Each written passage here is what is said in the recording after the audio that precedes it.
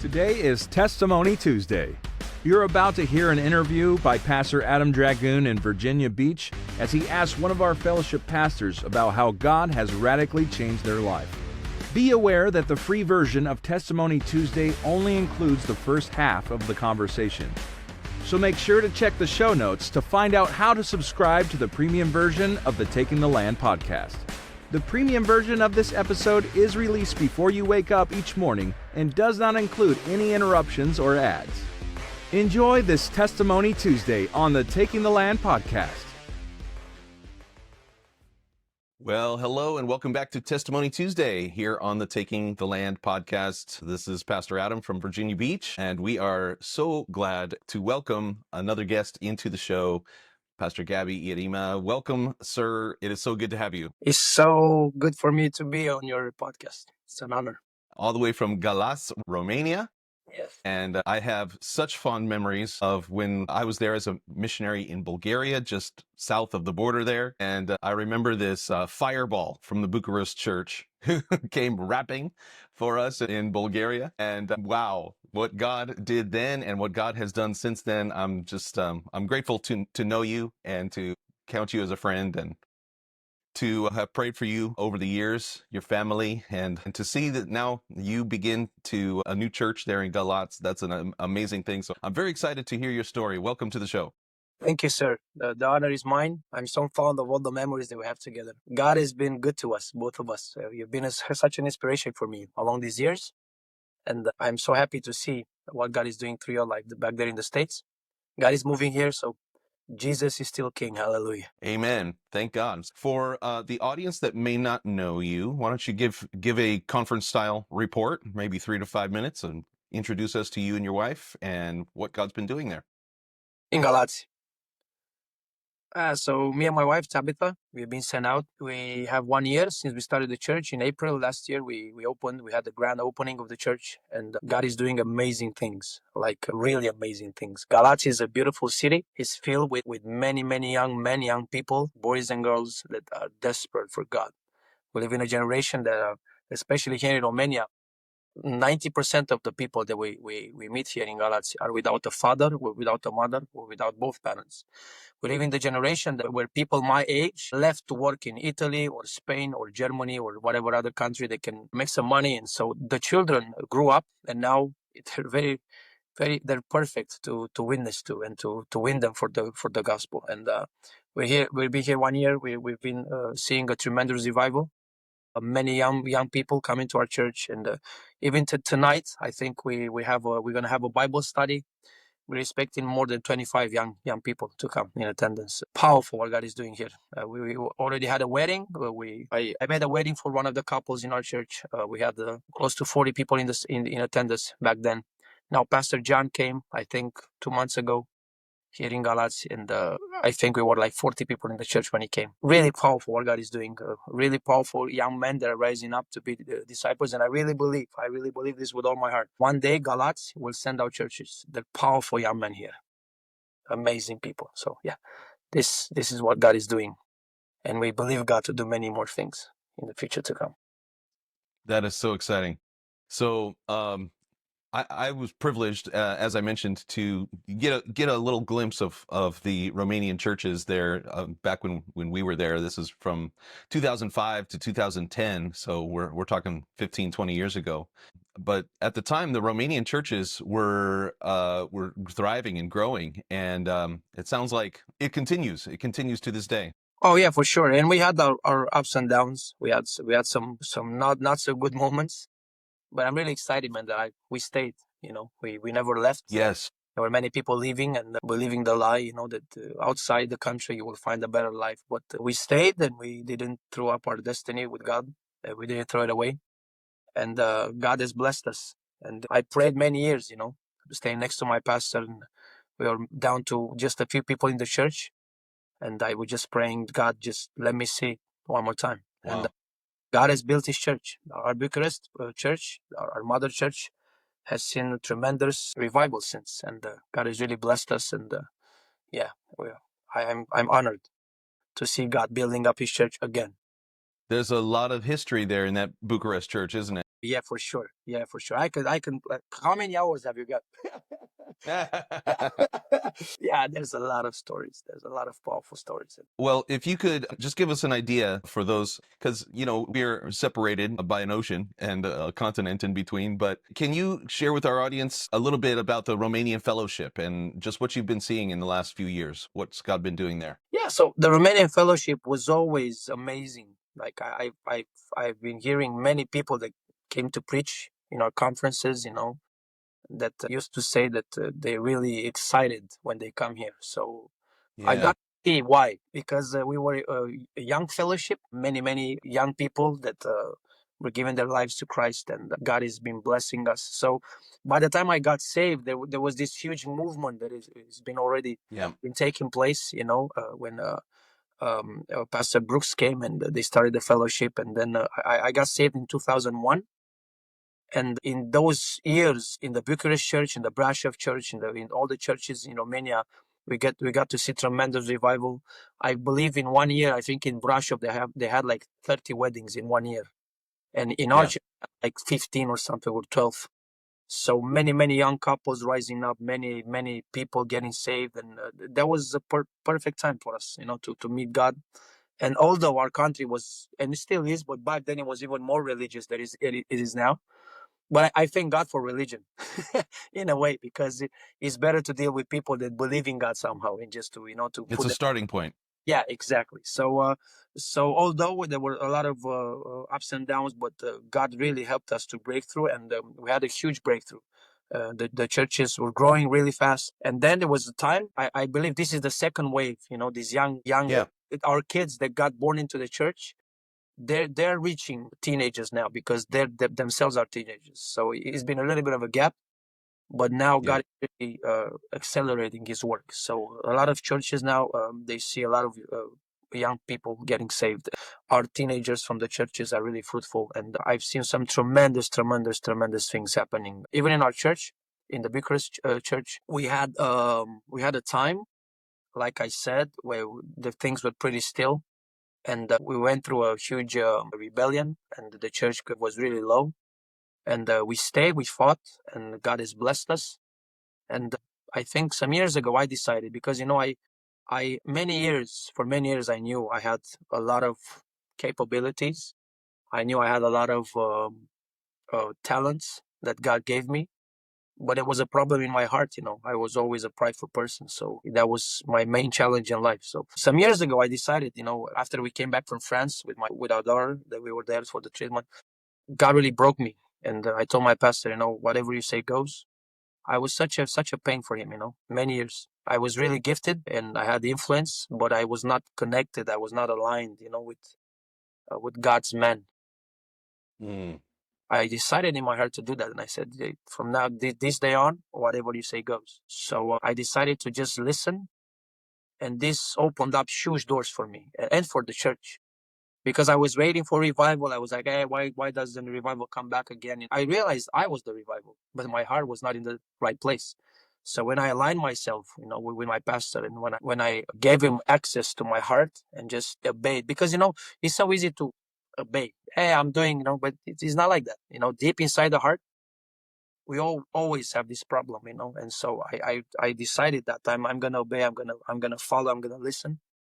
So after that, God really did amazing things. We started a Bible study in our house with 2 people. 1 year later, there were, I think, 45 people in our house. So we had like 40 plus new people in 1 year. And most of them, the vast majority of them, are still in the church now. So I'm really happy.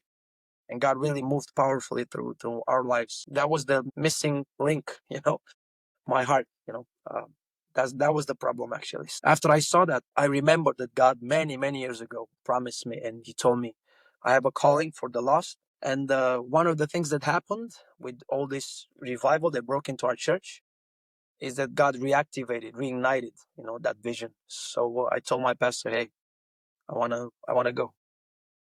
Oh, wow. Yeah. On that momentum, we left. We got sent out. We got launched, and we came here in Galaț, and I'm so happy and so honored and humbled to see that God is continuing that momentum here. I can feel the spirit of our fellowship here in this city. I can feel the spirit of our fellowship from Bucharest here in this city, in our church.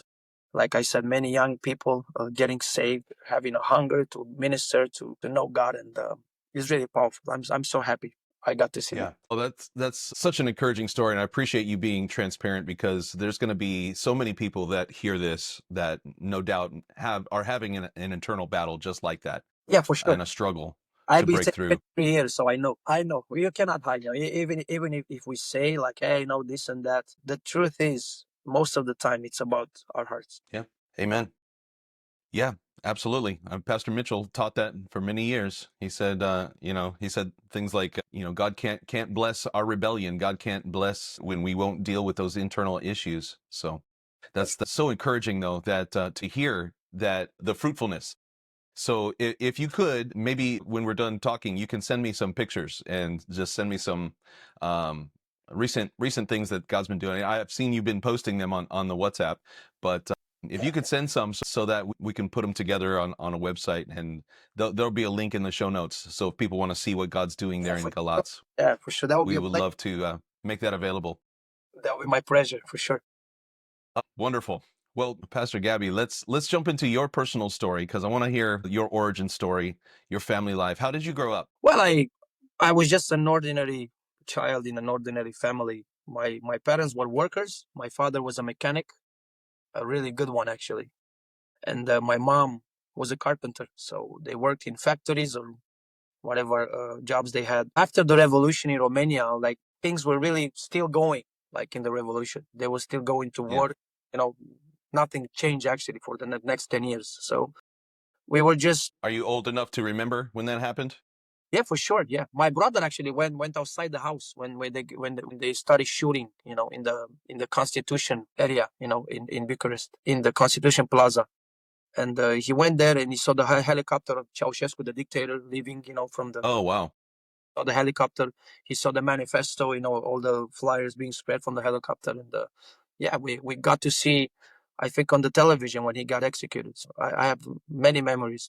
I was born in '84, so I was 5 back then. My brother remembers many more things since that time. Yeah, we were just under the influence of communism for many, many years after that. So we were just normal people in a normal block and just minding our business. One of the key moments in my life, the turning points in my life, the first major one was when my father got hired in a company that was transporting alcohol, like pure alcohol. So he got this huge truck, that was transporting alcohol. I don't know, in Romania we have a name for that, but I don't know what is that in English. So he was transporting alcohol, pure alcohol, and he was stealing alcohol from what he was transporting. So like a bucket or two of he was transporting 22,000 liters or something. So 10 liters was not even, But with those 10 liters or 20 liters he was bringing home, he had this very clever machine that he invented, to make that alcohol into regular alcohol that he would sell. So in my house, it was like a Breaking Bad scene, except instead of drugs, it was alcohol. Yeah, it was smelling all the block, So it was there in the kitchen, with the mask, putting. And the problem is that in a very short time, he started to drink alcohol because it was very available for him. So he started being a alcohol addict. And from that point on, my whole life changed. Like our whole family, our whole dynamic of family changed. And he started losing jobs one after another and beating us up. And then going back to work, he would used to tell my mom, hey, if you want me to go back to work, pay for my newspaper for the ads, to find and pay for a pack of cigarettes, smokes, and let me give me some alcohol to drink because I cannot function, So he was finding another job, and then he would work like for a week or something. He would tell that boss, hey, can you give me please a small, down payment because I have kids at home? Oh yeah, man, for sure. So he would receive that money. He would go into the bar. He would be absolutely wasted for four days in a row and wetting himself and all over and whatever. And then coming home wasted. They would kick him out from Mhm. that job, and then he would start over again, staying at the house. And my mom got really heartbroken. And then she said, I'm not going to give you anything to eat. You need to go find a job because you're a man. So then he started selling things from the house, a chair, the iron, the iron, I used to walk outside my block, and on one small piece of rug, he would put them there, to sell them, everything, like whatever you can imagine, like he would sell, behind the block. So he would buy vodka, and he would drink. Wow. Yeah, yeah, we So would just go. the stuff out of your house, you'd see Yeah, your furniture on the yeah, yeah, man, for real. coming home. I Oh saw, wow. every time I saw him out of the block, is where are you going? He was with something with a bag in his hand. What do you have in the bag? Nothing. And then a pair of scissors and a radio. Oh my God! So I got really mad. I got really, really mad. I was really, really angry. How old were you when this started happening? I think I was 13 when it Okay. started. And so you're a younger brother. You have one older brother. Do you Yes, have any 5 other years. siblings? No, just me and my brother. He's older than me. So my brother most of the time was not at home because I was 13. He was like 18. He was away, Okay. testing life, and whatever. So I got really angry, and my mom was really heartbroken, and she would go in all of the block. We had 10 stories. She would go, just rent money, buy. Okay, please, can you lend me some money? Can you lend me some money? I have nothing to eat. So she would lend money from neighbors, so we just could buy food. I'm not joking. I ate French fries, I think, for 5 years in a row without exception. I would take the potatoes, peel them, cut them, putting in a little bit of oil, and just fry them. 5 years. That was our only food that we had. We didn't Mm. have money for meat or for cheese or whatever.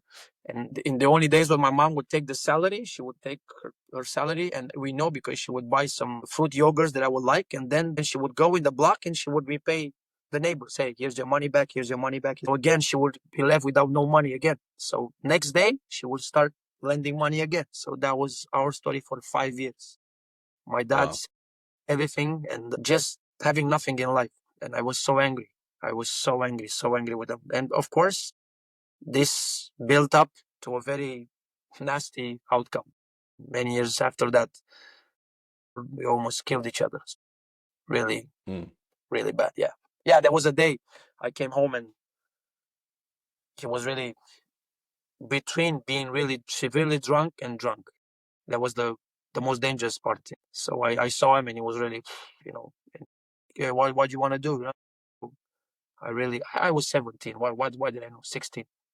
I was a child. So I got really mad. Come on, we started pushing, and he said, I'm gonna go to the police. So he went outside. Oh my God, he's gonna call the police. He's gonna go to the police. He's gonna tell on me, and they're gonna give me the ticket. So I ran, and actually, she was expecting me in the middle of the junction. So I didn't know, but he had a knife like this on his hand, and his hand was in the pocket of his pants. So he turned because he was expecting for me, and I was just such a sucker. I didn't know what was happening. I said, "Wait, what are we doing?" The police station was back over that way, and he was here. Like, what are you doing, man? I had no idea. He wanted to kill me. So he was like swinging, and I felt like, what punch is this, man? Like, no swing, no what. Actually, he wanted to cut my throat.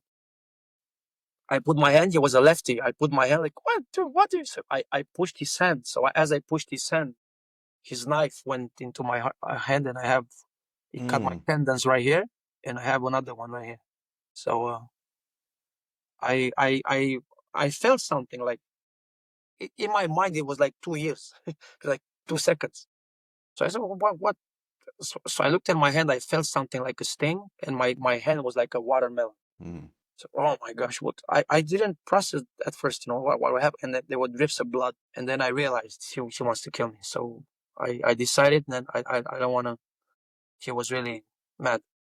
So I ran. He ran after me. I'm gonna catch you. I'm gonna kill you. So I escaped. I went to the hospital. I was in shock, and I was laying there, on a stretcher, and people were like, "Hey man, hey, wake up! What's up?" I was like, that was the first trauma of my life. After that, I came home with my hand, bandaged from the hospital. It was 3 o'clock in the morning. My mom was sleeping in the kitchen on the floor. So I didn't know she was in the kitchen sleeping. And as I opened the door, I turned on the light. She was like, and she saw the hand. What was with the hand? And just in that moment, my father, he went to sleep. He slept like a baby. He woke up in the exact same time as I was entering the kitchen. He came from the bedroom. And I told my mom, ask him. So she was like, what? And she looked at my dad and was like, what did you do? So we had these slippers. I don't know if you remember back then with very thick rubber, man. So she took one of these slippers and she really smacked his face like really hard. And my father was like, man, at 3 o'clock, and he was shaking. And I told him, if you do anything, I'm going to call the police and I'm going to show them. So he was like, okay, we'll see you another time. So he went back many years after. So in this time, my brother was working outside the country on a cruise ship.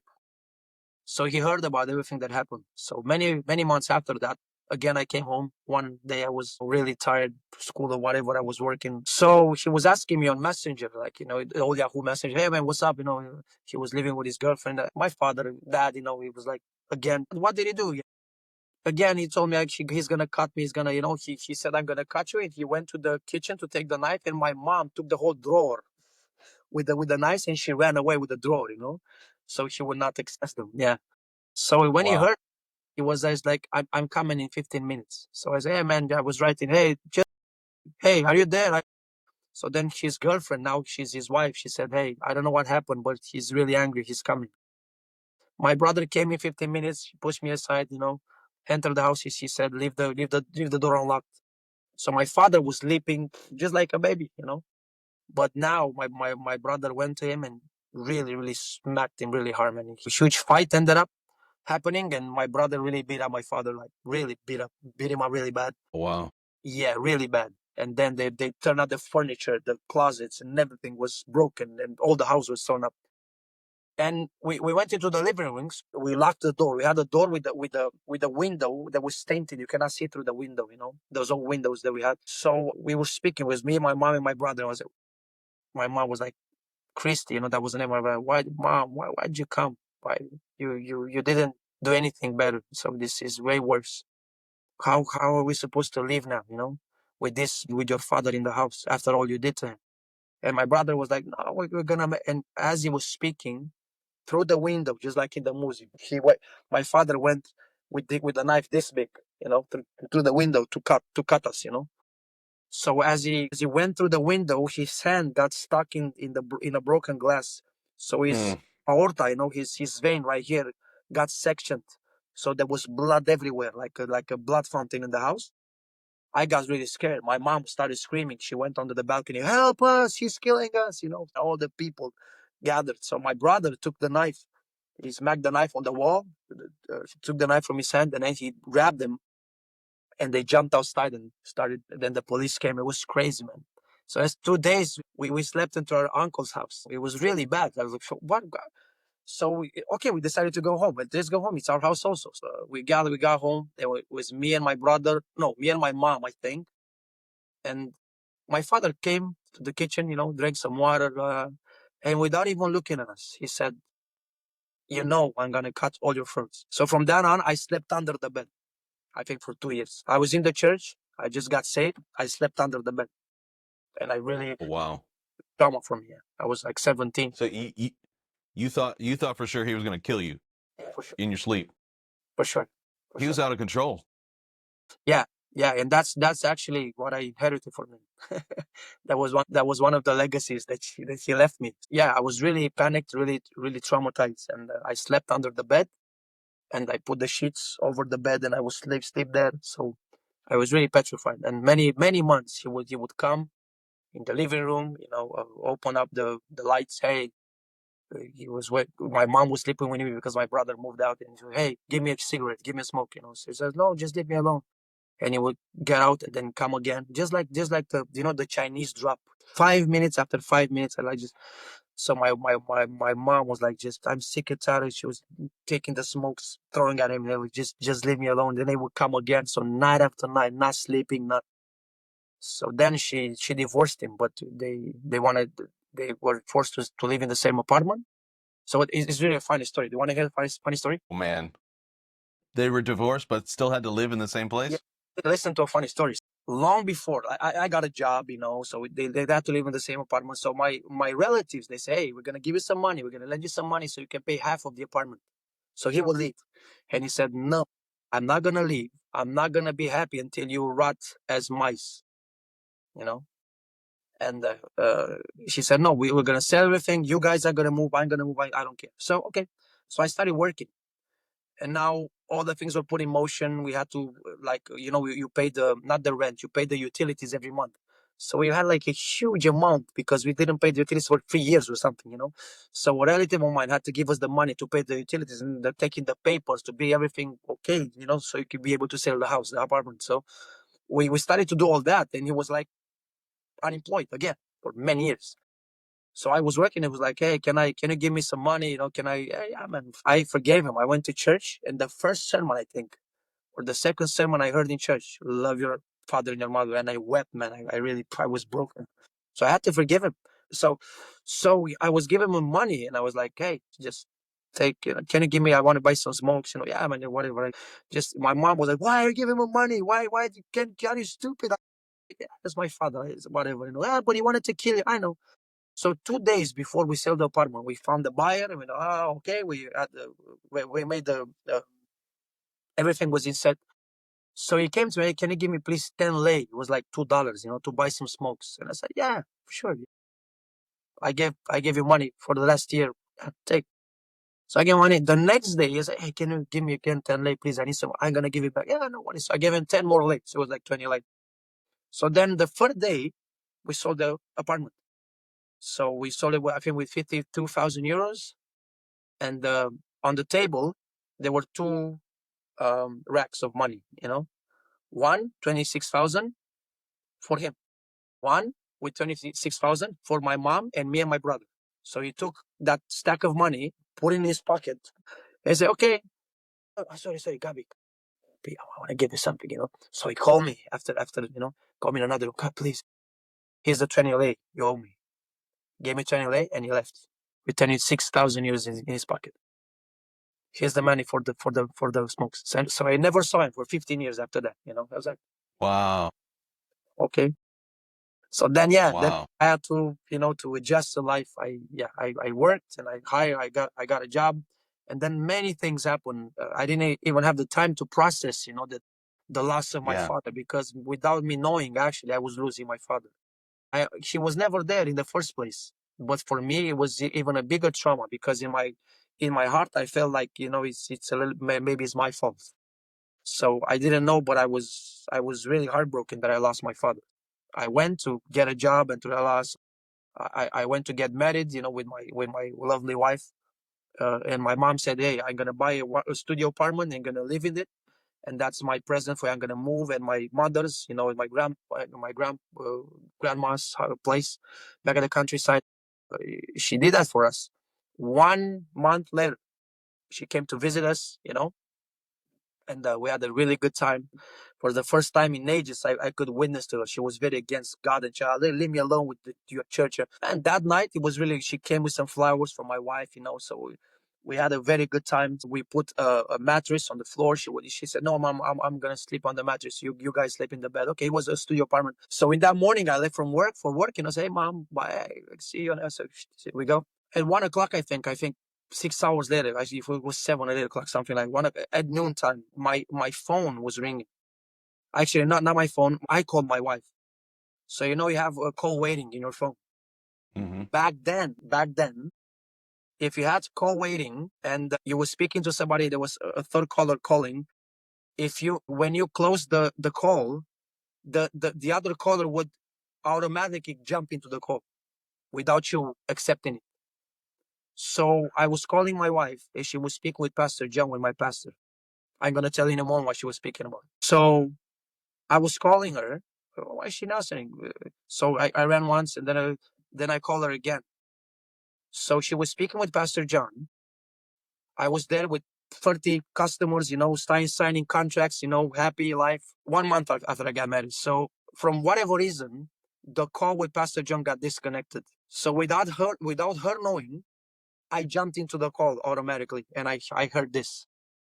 How do I tell my husband his mother died? So my wife found my mother lying there the next morning. So I said, "Hi, Mom. That was the last day ever I was ever gonna speak to her." So Wow. I just froze, and I threw up all the contracts in the air. People are like, "Hey, how do you create?" My mother died.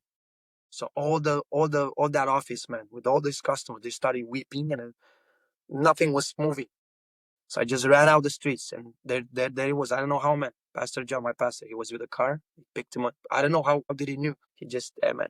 So I went home. I wept for my mom, and I was really heartbroken. In just a matter of months, I lost both of my parents. My father was some beyond me. I would speak with him after 15 years, and my mother would pass away 1 month after I got married. 1 month and change.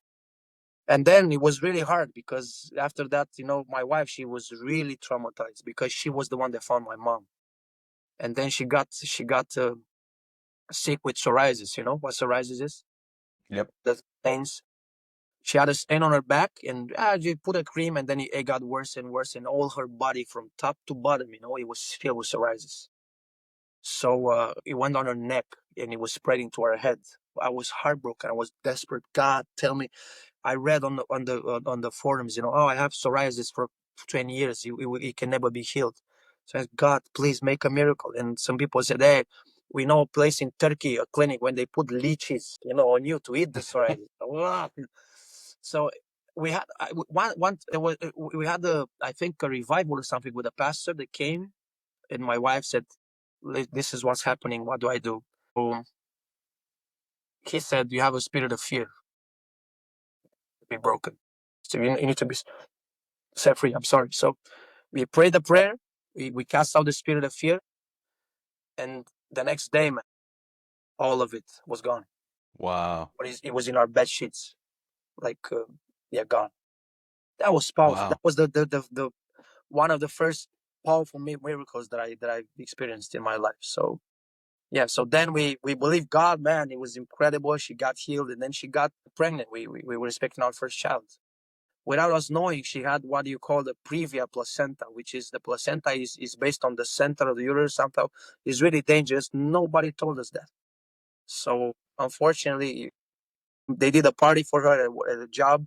Hey, we're gonna see you in 2 years, because she was about to take that that vacation, that she was paid to raise.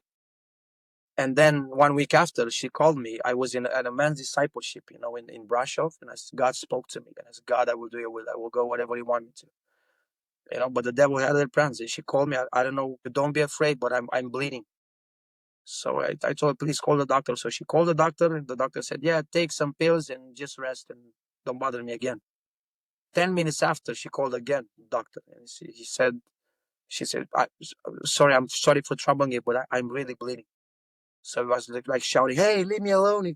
Don't you understand? I'm not at work. Just take some pills and call me on Monday or something. Thank God for her sister, because she said, we need to call the ambulance. So they called the ambulance. She went to the hospital. They made an emergency C-section. She almost died. She was millimeters from death. Her baby girl died, and she's in heaven now. And we were heartbroken. And then she went back to her work, and the people said, hey, we're sorry. We already found a replacement for these 2 years. Why we're supposed to stay at home with the child? So we cannot keep you. So they fired her. But then a lot of, like, I discovered something in my body. We went to the doctor, and he saw her, and she went straight to her neck. Hey, you have something here, like a lump. What? So then we went, and she had nodules, cancerous, I think, nodules on her thyroid. We had to get that removed. So it's usually like 5 years. My gosh. 5 years. It was hell. 5 years. It was. My mom died. My parents my baby died, and all these things happening without our control. And I was broken. And then I just said, God, whatever you want to do. I don't know. So I had this moment of peace together with my wife. We just decided to stay strong. And you're not thinking that, wow, you're examples, you're models for people. You just other people are saying, oh man, look how are you doing it? Do what? We're just fighting. We're just moving on. So step by step, we started to be healed in our hearts and to grow. And then God helped us, and I started ministering to the church more, and I started getting involved. But I would never thought about the call of God for many, many years. The devil was like, "Oh, you want to be sent out?" So for many years, I never even thought about it. I was just, no, man. I was really traumatized. Yeah, So yeah. Well, let me jump in for a second. And can you tell me a little bit about your, I mean, was there any religious or spiritual history like before you got saved? Can you remember God dealing with you at any point before you like really started serving God in the church there? yeah, for sure. I was really religious. I was really believing in God. Even I think a couple of weeks ago, I was with my son at my grandfather's house, and I took him in a room where I was sleeping. That was my room. And I showed him an icon, there's my icon. Mm, I told him, I can bet that I know what is written on the back of that. Is this something written? Yeah. So I took it down for where it was, and I turned it, and it was my writing, hey, no, no, no, wow. love you. So I was really believing in God. I always had that, that draw, towards God. But I was very religious. So Yeah. very involved in, false doctrine and false religion and so on. But yeah, I always felt, even from a young age that God has something for me, but I was Where do you think that came from? actually, I have no idea because my parents were not the religious type. My parents were not the religious type. My grandparents, so the mother of my mother, my grandma, I was raised by her sister. So the sister of my grandma, I call her grandma. My brother was raised by my grandma. So there were two sisters in two villages right next to one another. So we didn't see each other, like, so the one that raised me, she still is because she's still alive. She's 86 now. She's the most amazing human being. Like, she put so many valuable things inside my heart. Like, Wow. yeah, even from that day, I was like 6 or 7. I was say she would open up her house, 25 children coming in her house. We would build houses in trees, and she had such a young spirit, and I took so many things from her, and now I can see that in the church with people. That always my house, and always the things, that I can see her in me, the things that she taught me. So maybe she was an influence, with this God part, Yeah. There's a hunger. There's some kind of a thirst in you for righteousness. Yeah. Yeah. Praying grandmothers around the world are a wonderful tool in the hand of God. Oh yeah, man. And her father, my grandma, he died at 88. He was, my nation was communist and Orthodox, but that man was saved, man. He died as a blind man. He got blind in both eyes. The last years of his life, he was taken care of by my grandmother, his daughter, and he was really saved, man. And I told her she has one Bible from 1863, and Oh, I wow. please, when you're no longer, please, just, I don't want anything. The card, Yeah. I just want this Bible, 1863. It's an amazing piece Wow. of history. Yeah. Wow. Wow. So it was So really why don't you, yeah. Sorry. yeah, incredible. What I'd like to hear then is what's the story behind you getting saved and coming into the church? How did that begin? So I was at my grandmother's, at the countryside. I was there like Yeah. the young hot shot, going to the disco, going to the club, and all these people from the countryside. I would break dance, oh, look at this guy, from the capital. He's the, So the star You boy, were what, 16, 17? yeah, 17. And Okay. so I just Okay. had a girlfriend. I was really happy. So I came because all my holidays from school I would spend at the country at my grandma's. Like I said, I had my own room and everything. So in this particular year, in 2001, I was just on the verge. I think on the 11th grade, I think I was going to start. And in September, I came back home. I was really disappointed. I just came back. I just came from the countryside, and I was just so eager to go back again. I said, man, this weekend I'm gonna go back. I was so happy, with my life. I was a star there. I was like known by a popular man, known by everybody. So I was staying there, and I could hear during the holidays my grandmother talking to my mother. Hey, there's a church here. Many people went, so I went there. I got healed. I was like, what church? Constantine, whatever. What church was that? I was thinking an Orthodox church. So when I came home, I was sitting on the balcony like this. And there was a guy from our block. Hey, Gabe, what's up? Are you free? What are you up to? And I said, yeah. You want to come with us? Where? To church. And I remember my mom saying, yeah, why not? So it was him, and there was Pastor John. Hey, Gabby. He greeted me, and actually he had this car. It was a brake car, combi, with a huge trunk. And I went inside the trunk because they had no more spots in the car. So I went in the trunk. They took me to church. We all went together, and I found this place. No idols, no icons, no nothing. Like what's this? But I really loved it. I loved the fact that people were singing, they were clapping, and oh man, So I saw young people, young girls, young boys there, excited. Wow, man, that's. So then they made an altar call, and there was this guy that was in my neighborhood. This guy brought a lot of people to church. I said, I want to pray. Yeah, so I raised up my hand, and then I realized I had to go in front. I was ashamed. No, I'll come with you. So then I don't think I was even aware of what I was doing. But the next service, or the one after that, like I said, there was this sermon about honoring your parents. I was really broken, got really touched. And I said, man, God. So then I went home, and I started feeling something. And many months after that, like I said, before my father had this episode jumping through the window, and voila, I was just barely saved, and he came and he really smacked me on the face really hard. And I was like, I just came from church. I was like, man, I love you, dude. I'm not that guy anymore. So I kissed him. So he's like, what are you doing? She thought that I was going to punch him, or I was going to grab him. I kissed him. And then he fell on his knees and grabbed me and started crying. He said, I'm so sorry. Wow. I'm a very bad father for you.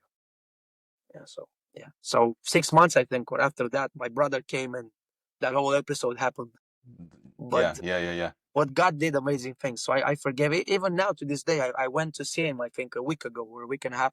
He had a stroke. He's paralyzed on the right side, and he needs his sons. So it's amazing how God, but I'm helping him. I'm doing my best to for him to be taken care of and everything. So, but it's amazing what God has done. You know what I'm thinking about, Gabby, is I'm thinking about the power of the Word of God.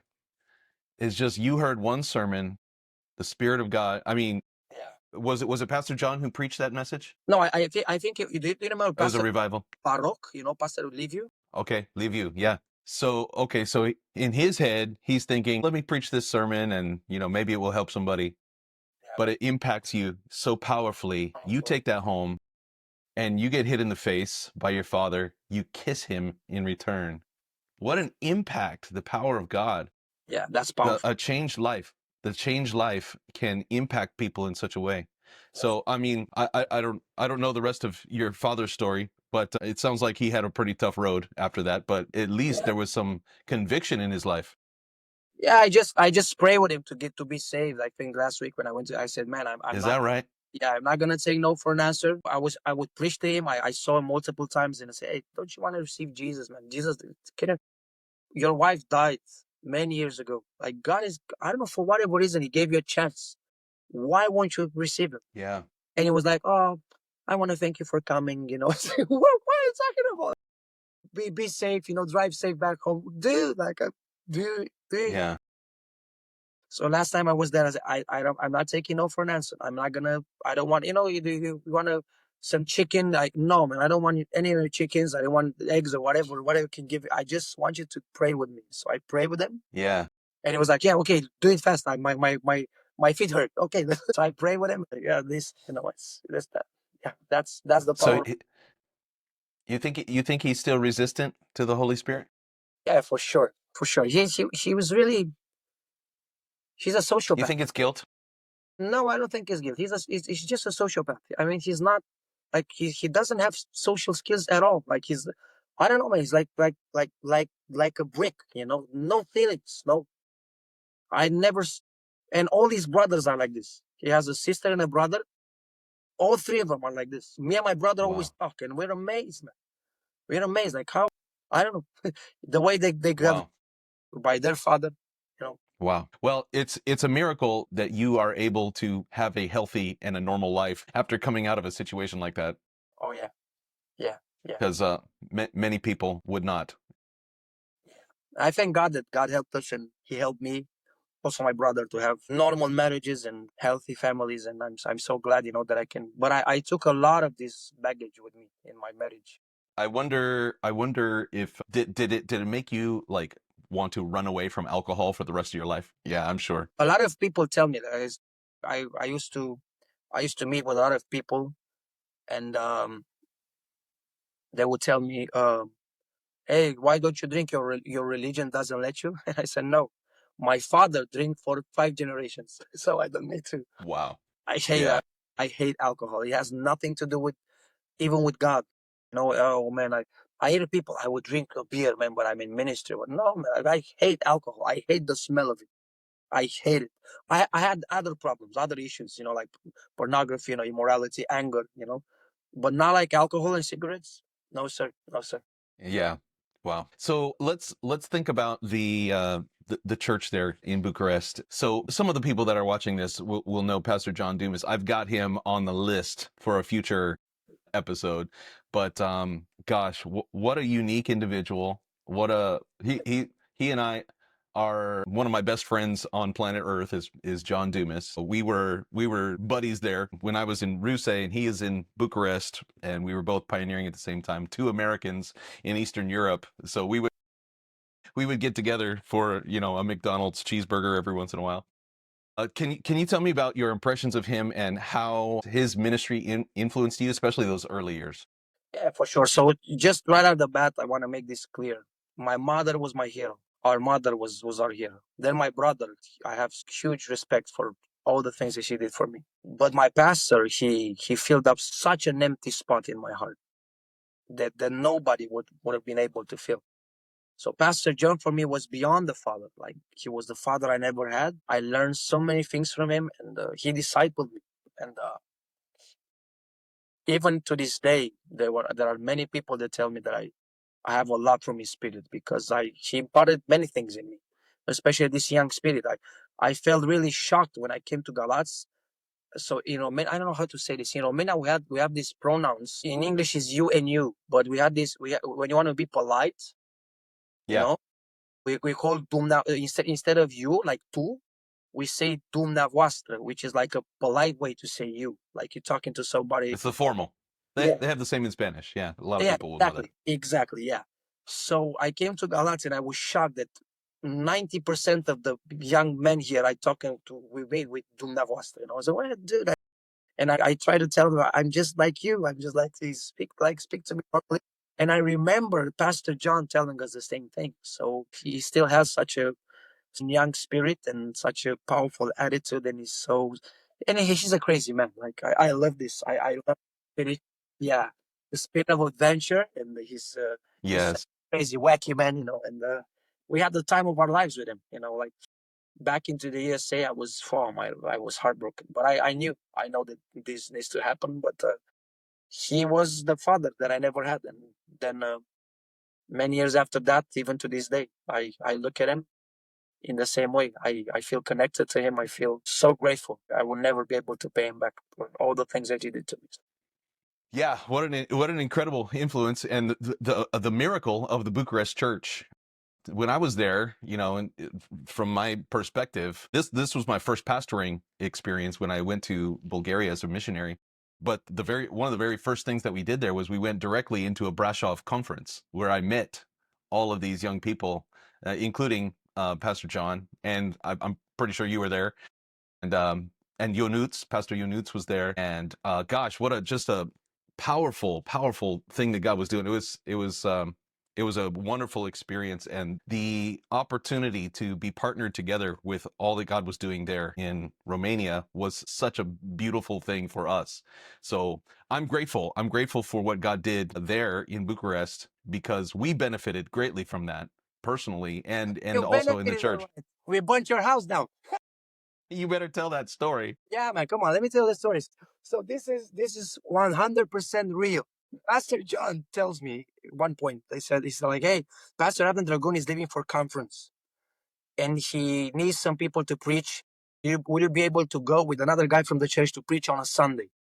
I said, for sure, man. Yeah, well, with my pleasure. So we go there. So there was Kelly in the church. Remember that? Nigerian door director. Exactly, the Nigerian guy. So he was there. He was, he said, hey, we're going to go to church. The guy preached, I think, in the morning, the other disciple. I was going to preach, I think, in the evening. And Kelly said, after church, we go eat, and then we're going to go at Pastor Adam's house, and he will sleep there, just having an afternoon nap. That's powerful. So I went to church. We had a good time. We went back, and you had an apartment that you rented, filled with this antique, really nice furniture, black one, with massive wood and really nice oak, powerful, powerful apartment. Like all the apartment, really, really nice. And he said, "Hey, do whatever you want, but in this room," he said, "I think you forgot something with the cat. I feel like you have to left your cat home, and the cat ended up being in a room by itself for many days. So that room was wasted." So he said, "I closed the door to this room. Please don't open the door because all the smell and the cat will come. And crazy. So I just feed her. She's there, no problem. But don't open this. Okay." So we went back into the living room. So in the living room, we have this. How do you call this? You make a fire into it, like a stove. A stove, a wood stove, yeah. Yeah. So it was like an iron stove. When this guy that was with me saw the stove, man, it's just like in Vancouver. Woo! Just like in Canada. I think it was like some November or something, December. Man, we're gonna make some fire. We're gonna, okay. So we went in the living room. So we had this stove, and we put the logs there. We make the fire. It was cracking. Oh man, we're gonna sleep so nice. And we were filming. He took out his phone and he was filming. And it was like, "Hey, we're here in Bulgaria, Russia, in Pastor Adam's house. Look at the stove. Look at the logs cracking, the fire burning. Oh, we're gonna sleep." Without even noticing, while we were recording, in front of us on that stove was the remote control from your audio system, was a huge candle on the stove and so many other like plastic things, from the house. Because you didn't use the stove for some time and you just put them there. We are so dumb, we didn't see this. So we filmed it. Oh my God. So, okay, so we went to sleep. We had this huge recliner that we slept on. Okay, so we slept. And did you ever have like a dream when you wake up from the dream, but you're still in the dream? So I was dreaming, I was underwater and I was choking. They were firemen, they were trying to pull me out of the water, but I was choking. And then suddenly I woke up, but my eyes were still closed, but I still felt in the dream. But I'm not in the water anymore. So then I opened my eyes. So when I look, I see nothing. Let me show you what I saw. I'm not even joking. I saw this. I saw this like this. Like pure white. Like, what's happening? Where am I?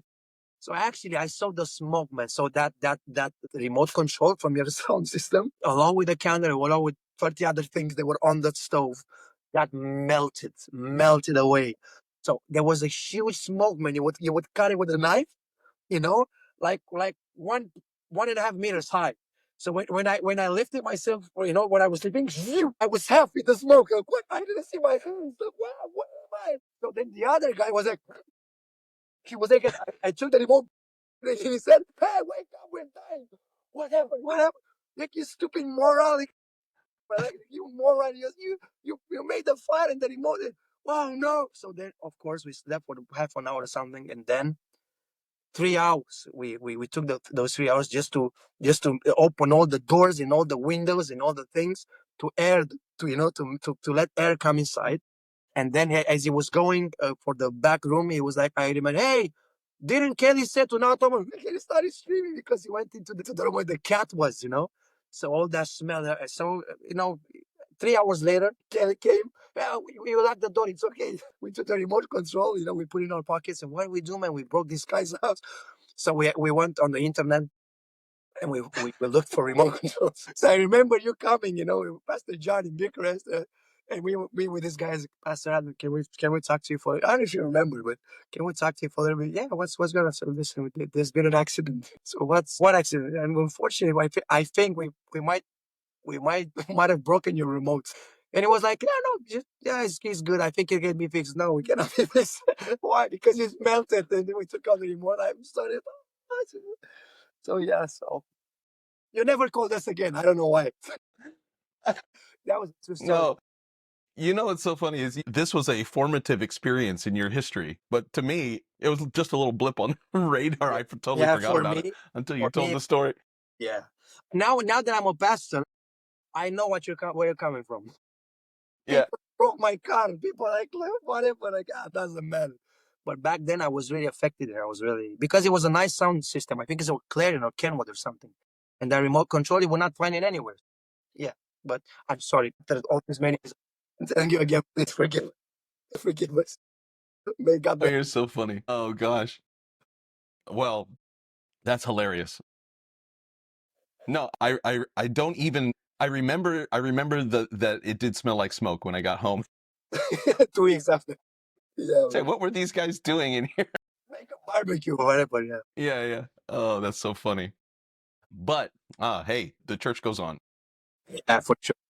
Pastor John had so many adventures, and like I said, so many things with his car would break down and people would like tore up his house and whatever. Hey, Pastor John, what's this? So many things that like many adventures, and it was just a wild ride, man. I loved every minute of it. Yeah. Talk about the discipleship that was happening there in the church and what you remember from that time. Oh, it was powerful. The discipleship was powerful. There were many young men rising, and of course there was this competition between us as young men. Hey, I want to do this, I want to do this better, I want to. But it was really healthy, and like I said, Pastor John was really doing a great job. But I remember going to the Dutch conference, and after that, I think we went to Pastor Nomdos Houtema, the leader of Europe now, in Leeuwarden back then. I think we went to his church to make a concert.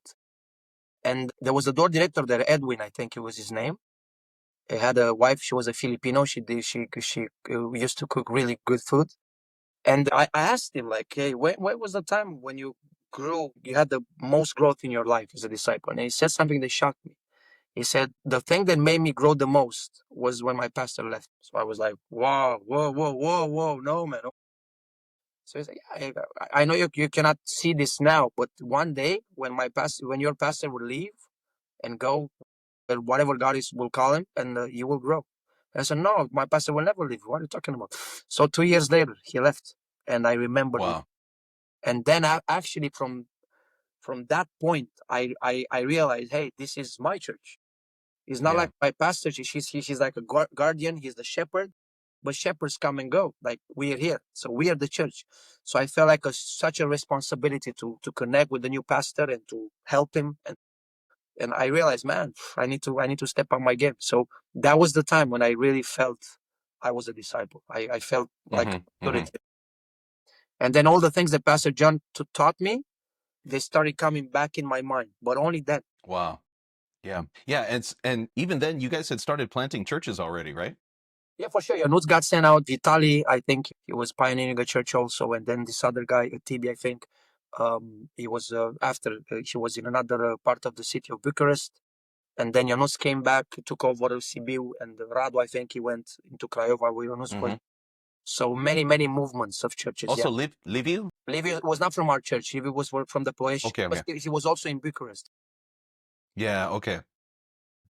So it was a huge movement there back then in the church with Pastor John. He had this heart, and also things were going in a way. After he left, a lot of people felt, I don't know how to call this. They had some issues, because when a pastor leaves, your heart is connected to the pastors, and of course, they felt really alone and misunderstood, and they just took a wrong turn. So, but we stayed. Yeah. And now I have my pastor, Pastor Christy. He's one of the most powerful men I know. I love his balance. He's been through a lot himself, and many traumas in his life. Well, now he's been your pastor now for longer than when Pastor John was there. And he has this ability that nobody in my life, I saw nobody else having this, the ability of not being affected by words. Like I would tell him, he took over the church, and I would tell him, hey, you're really bad at this, man. And then half an hour later, he would call me, hey, do you want to come for a barbecue? And I was like, what? Like, I just told you half an hour ago, you really suck, And he was like, yeah, but it amazes me. So this changed my life completely. His ability to not be impacted by words and just not keep it at heart and not have bitterness. This impacted my life. I've never seen anybody like this. So I prayed to God many years. God, let me have this. Let me gain this in my life. So at a point, I started like having breakthrough. And this really helps me now with all these young men, people, that are not that serious. They stood you up, they say they do something and they don't do it. And I just have the ability to say, hey, man, whatever. So I love you. So What a wonderful legacy. Oh, yeah. Powerful. So, well, we're already an hour plus into this interview. We want to get to our second half for our premium subscribers. But before we get to that, I want to ask you about how God changed you. And I want you to also speak to the audience. There's a chance that there's somebody listening to this who has a traumatic background, maybe like you did, and struggles with some things like you did. And I want you to talk about how God transformed you in those early years, how he has transformed you over these years. And why don't you give somebody a reason why it is worth it to follow Jesus and invite them to salvation? Well, what else is there? What else could we do, man? Like, without God, we're nothing. I remember many 6 years ago, 7 years, staying with my daughter in the hospital in chemotherapy, high dose chemotherapy, the type of chemotherapy that kills a grown man, only for children, and because only they can manage it. So I remember staying with her in my arms and her crying and telling me, Daddy, it's hurting me. Daddy, do something. And my tears were like underneath my chin, like making a knot. In that moment, I had this revelation. God, this must have been what you went through with your son. So it really struck me, it really hit me. And I was broken. Somebody said there are two types of pain: pain that alters, pain that changes. So one important thing is that you need to keep your heart in the right place. Don't let the pain alter you. Because if you let the pain alter you, you will get filled with bitterness and your life will go skyrocketing down. If you keep your heart in the right place, there's a type of pain that will change you in a good way. A type of pain where you will feel what other people feel, where you will feel their needs. You will feel their brokenness. And that's an amazing thing. That's a really, really rare quality to have in life. The ability to feel what people feel. So whatever you go through, if you just stay close to God, of course we don't understand. Even many years after, even maybe until we die, we don't understand some things that God does or something that he allows to happen. But I feel that God has enriched me so much. I'm with all these young people now, and I know if I would have been going through what I went through, I would not have been able to feel what they feel. So God is using that place for me to relate with them and to just tell them, hey, I know. So I have so many young people crying on my shoulder, so many young people pouring out their hearts, and they would tell me nobody understands me. And I told them, I know, because how can anybody understand you? This is such a hard place to be at. So no matter what you go through life, just keep your heart clean. Just don't get angry at God. Don't be angry at God, because God has his way, and maybe we will never understand why, but for sure, through everything that happens, God is enriching us so much. He's giving us a legacy, and it's such a rare quality to feel and to be able to feel what other people feel. So this is one thing that God is using. And if you look in the Bible, most of the Bible, somebody said that if you take all the Bible and you put it into one book, that would be the book of John. If you put it in one chapter, that would be John, in one verse, and then John 3:16. And then if you take the Bible and put it into one word, what would that word be? Others. So whatever you're going through, you need to remember that God allows this to happen to you, first of all, because God knows you have the power in him to go through this.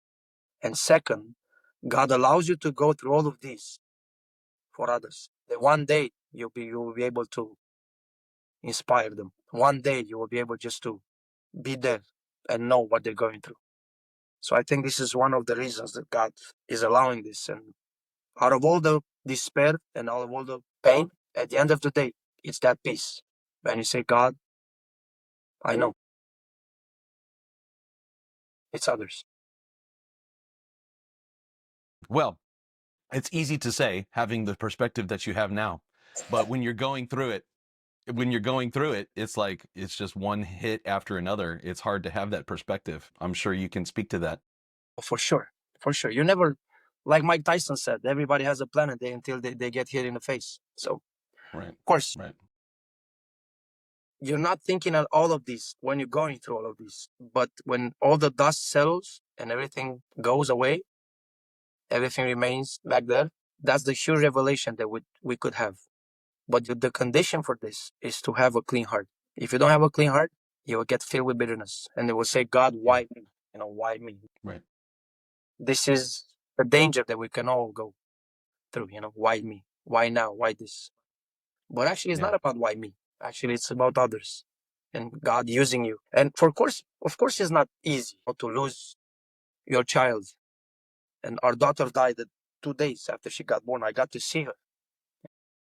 Of course, it's not easy for your mother to die and for all these things to happen, or for your child to be diagnosed with a brain tumor. But in the midst of all this, you have that promise from God: I will be with you. Amen. No matter what happens, you just need. This is the key. Have your heart straight. Yeah. Yeah. The presence of God is nice when everything is okay. But that's not what the presence of God is for. There are 3 moments in my life when I felt God's presence like never before. When I gave all my money to the church, one time I remember everything that I had, I just gave it. I felt God like never before because I was in need of Him. When our daughter died, and when Jessica got sick, never ever like in those times. Isn't it strange that we feel God the most when we need Him the most? In the valley of the shadow of death. For sure, yeah. Yeah. Wow. Well, thank you. Thank you for that perspective. And I'm sure somebody out there needs to hear that right now. And so we want to take a break here and say goodbye to our free listeners. Thank you for being with us. Well, we want to encourage you to become a premium subscriber. It's $3 a month. And if you join up today, you'll be able to hear the second half of this. And there's a lot of your story that we haven't really talked about yet. You mentioned that your daughter was diagnosed with a brain tumor and you were dealing with that for a long, long time. I want to hear about that. I want to hear about how you and your wife were able to handle that and cope with that and all the treatments. And gosh, I can remember when you had started letting people know about that and praying for you and believing God with you. And I want to see where she's at now with that journey. I also want to talk to you about your rap ministry, and God is using that as well. I want to talk to you also about your decision to go out and pastor recently, just a year ago. So all of those things will be in our second half for our premium subscribers. And again, we do all of this for world evangelism. We don't keep anything. Thank God for all of you premium subscribers that through your premium donations, we take all of that, we put it toward a conference Thursday night world evangelism offering. So it's always a great blessing. So when you do that, you'll get early access, you get ad-free video episodes, and you also get access to our WhatsApp group for premium subscribers only. So check out the show notes below if you want to explore those options. We'll say goodbye to our free listeners now. We'll take a quick break and we'll come back for everybody else. Thank you guys. All right.